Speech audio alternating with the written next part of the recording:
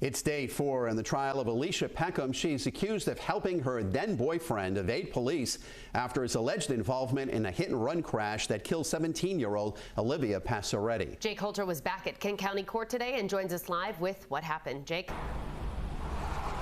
Well, Shannon and Mike, closing arguments are done and the case is now officially in the jury's hands. They deliberated for about an hour today before continuing to tomorrow.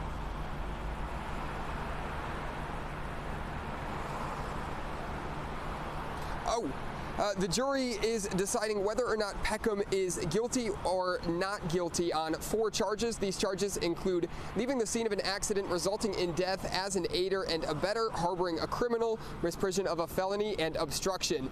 Peckham on trial for what prosecutors say is her role in helping her then-boyfriend Aramis Segura flee a deadly car wreck they say he caused. Evidence the prosecution presented over the last few days include texts Peckham allegedly sent the sister of Aramis Segura, and also a recording of the interview that Peckham had with police the morning of the crash. Prosecution saying Peckham picked up Segura in East Greenwich and took him to their Charlestown home, where police then found him hiding under the bed. They say she lied to police when she said the car in the accident wasn't Segura's, and lied when police came to her door and she said he wasn't there. The defense not so much disputing that she lied, but trying to argue if the lies constitute all the charges that she's facing, and the state holding firm on the charges. Alicia Peckham, she did nothing, zero, to contribute to the tragedy. Nothing. Couple lies of no consequence. Well, ladies and gentlemen, I suggest what you have seen over the last couple of days is more than just 2 lies. There's an ongoing participation in criminality. And coming up on 12 News at 6, you'll hear from Olivia's family now that the jury is deliberating. Reporting live in Warwick, Jake Holter, 12 News. The trial of Alicia Peckham is now officially in the jury's hands. They deliberated for about an hour today after closing arguments wrapped this afternoon. Jake Holter is live at Kent County Court now with more. Jake? Yes, Shannon and Mike, the jury is deciding whether Alicia Peckham is guilty or not guilty on 4 charges, all of which related to what the state says is her involvement in the hit-and-run crash that killed 17-year-old Olivia Passaretti.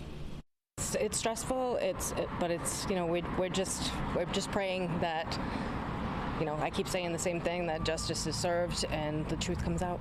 Olivia Passaretti's family sharing their thoughts as the jury is officially deliberating in the case against Alicia Peckham. The defendant has submitted. Peckham on trial for what prosecutors say is her role in helping her then-boyfriend Aramis Segura flee the deadly car wreck they say he caused. The prosecution saying that Peckham picked up Segura in East Greenwich and took him to their Charlestown home, where police then found him hiding under the bed. They say she lied to police when she said the car in the accident wasn't Segura's, and lied when police came to her door and she said he wasn't there. Ms. Peckham well knew the police wanted Mr. Segura. They wanted to get a hold of him at the very least, and based on all of the information she must have taken in during the course of the night, she knew that he had committed a crime. The defense not disputing that she lied, but trying to argue if the lies constitute all the charges she's facing. Alicia didn't have a warrant for her arrest. There was no warrant for anybody's arrest. She could have just simply not answered the door. So, again, this is a lie with no consequences. Peckham charged with leaving the scene of an accident resulting in death as an aider and abettor, harboring a criminal, misprision of a felony, and obstruction. Olivia's sister encouraged by how the case was presented to the jury. I think they did an incredible job with the execution of this case this past week. It's been a long and tiring week, but I think everything went very well, and hopefully we'll be able to come up with a verdict tomorrow and feel very hopeful. And be sure to tune in to 12 News tomorrow as we await that verdict. Live in Warwick, Jake Holter, 12 News.